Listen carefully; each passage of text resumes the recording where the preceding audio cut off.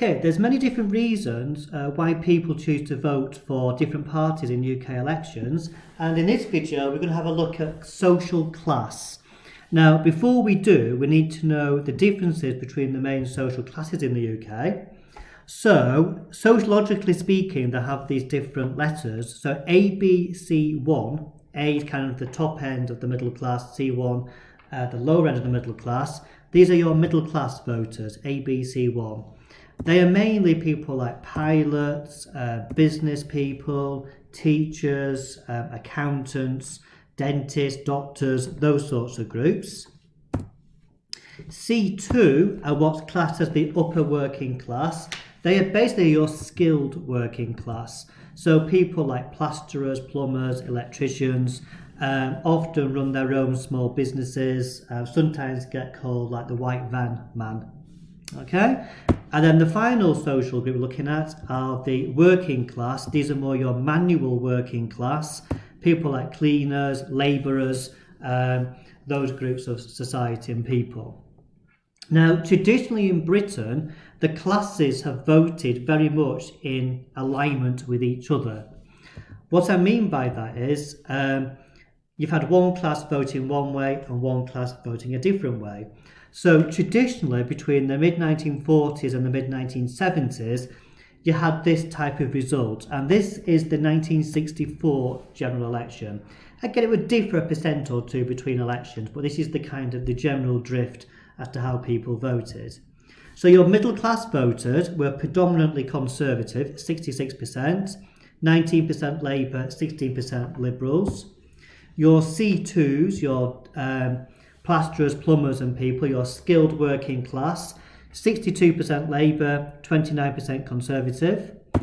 And then your more manual working class, if you like, your unskilled working class, 69% Labour, 25% Conservative. So you can see here, can't you, that the working class is mainly Labour, middle class is mainly Conservative. Not 100%, obviously, but very high for those different groups. And this is what they call class alignment. Okay, this means when predominantly one class votes for one party and a different class votes for a different party. And what you might need to have a think about is, why do you think many middle class people voted Conservative, and why do you think mainly working class people voted Labour? So have a think about the work we've done on these parties, where their ideas come from, what sort of things they wanted. Also, because people vote in the same way, this obviously affected how the parties tried to attract voters. Labour would predominantly try to attract as many working class voters as they possibly could, and perhaps not put a massive amount of effort into middle class issues, and Conservatives did likewise, only they obviously put more effort into their middle class voters. Now, this has changed in recent elections. Now, I know your book has got the 2017 results in. I've actually got the 2019 results to show you. So on the right-hand side, this is the 1964 result, to use that comparison. This is what happened in 2019. So, middle class voters, you see a collapse of the Conservative vote from 66 down to 43. Labour go from 19 to 33. Your C2 voters, your skilled working class, again the collapse of the Labour vote this time, with 49% of this group now voting Conservative and under a third voting Labour. And your manual working class, your unskilled working class, again a collapse of the Labour vote. It's been halved, hasn't it, from 69% down to 34%. So you can see actually that class voting is no longer that important. Every social class is roughly equal, isn't it? Labour getting about a third of each social class, the Conservatives the mid to high 40s of each social class. And it does bode this question actually, is the Conservative Party now the party of the working class? They've gained far more votes of the working class vote than Labour did, yet Labour traditionally has been the party of the workers.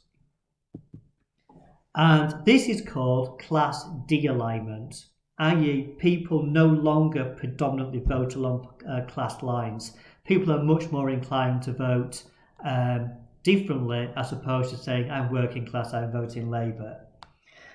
And some of the reasons for this are probably sociological. Society's been changing, hasn't it, over time? You no longer have these big factories, for example, with lots of people in trade unions, which may have helped to bring about this kind of class consciousness, if you like, for the working classes. Also, Brexit played a part as well. If you look at the results of the Brexit referendum, middle class people predominantly voted to remain. C2s and DEs predominantly voted to leave. So again, I would suggest that Brexit has been a big factor as to why the Labour vote has collapsed and the Conservative vote has increased for this particular group. I'll ignore that slide for now. This shows the change over time. So this is your ABC1 voters. Again, these are percentages. And you can see over time how the middle classes have voted Conservative up until 1992. Tony Blair, he cut into that Conservative vote and got a third of these voters. But then 2017, 40% of them voted for Jeremy Corbyn. It then went down to 33% in 2019. I often find this really surprising because in 1997, Tony Blair made a huge effort to get the middle class vote. He promised not to raise their income tax, promised to continue many of the Thatcher reforms to the economy, promised to be tough on crime, all these things which were designed in many ways to get that middle class vote. And it did work because he got from 22 to 34%. However, Jeremy Corbyn in 2017 was arguing for things like increasing the high rate of income tax, nationalising key industries, all these very kind of left-wing things which have traditionally alienated the middle class. Yet 40% of them voted for Jeremy Corbyn, and then 33% of them voted for him again in 2019. I'm just wondering whether Brexit perhaps trumped these issues in 2017 and 2019, but that's just my kind of interpretation. In terms of C2s, I think the C2s are the kingmakers of UK politics. I think whoever the C2s vote for tend to win the election. So you have a look, in the 1964 and 74, as we said earlier on, predominantly Labour, although less in 74. They then went from 26% to 41% voting for Mrs Thatcher in 79. They maintained that 40% level, give or take, up to and including John Major. So these Conservative governments, you saw a large number of these C2 voters. Blair cut right into that and he went back to more traditional numbers, with Tony Blair getting 50% of these people in 1997. That continues in 2001 and 2005. They then switched to David Cameron in 2010. A bit less for Cameron in 2015, but notice how 30% of them voted for other parties. That's what this grey line is in 2015. That is mainly UKIP, which again suggests how the C2 voters are mainly on that Eurosceptic side. They then switched to Theresa May in 2017 and then switched even more to Boris Johnson in 2019. It seems to me that the C2 voters vote for the party that wins. That seems to be the message since 1979. So these are a really important group. These electricians, plasterers, small business people, they seem to be the keys to winning the general election.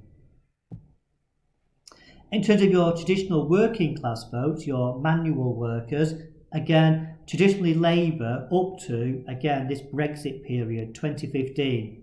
They didn't vote for Conservatives, 27%, but 27% of this group voted for mainly UKIP.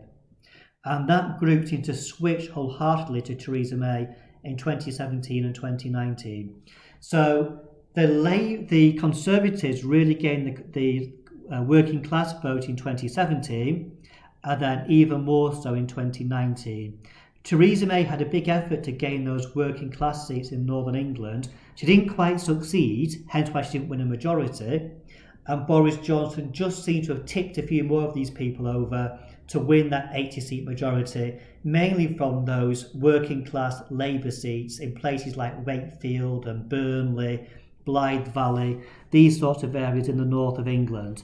So the working class vote in the last two elections has switched over.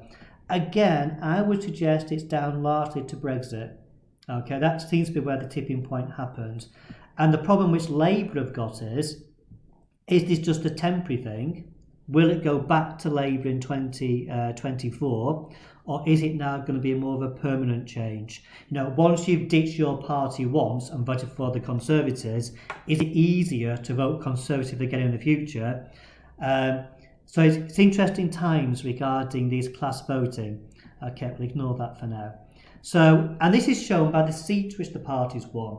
Labour won some very middle class seats in 2017 and 2019. Places like Canterbury in Kent, which have never voted Labour before, voted Labour in 2017. Warwick in South Warwickshire voted Labour in 2017 and 2019. Well, the richest areas of London, Kensington and Chelsea, a very safe Conservative seat, just voted Labour in 2017 and just voted Conservative in 2019. And as we know, the Conservatives have won seats like, Burnley, Wakefield and stuff in 2019, which have never voted Conservative before. And the C2 vote, I said these are the kingmakers. I would argue there's quite a lot of C2 voters in Nuneaton. And again, if you look at the results for the C2s, it does mirror the results in Nuneaton. So Nuneaton has traditionally been Labour. It switched to voting Conservative under Mrs Thatcher. 1992, Nuneaton did switch back to Labour. It stayed with Labour quite big majorities under the Blair years. In 2010, it switched back to the Conservatives under Marcus Jones. And since then, in every election, the Conservatives have gained votes in Nuneaton. So Nuneaton kind of follows this C2 voting behaviour. And I know in my bit of town, there are lots of C2 voters that live in parts of Nuneaton.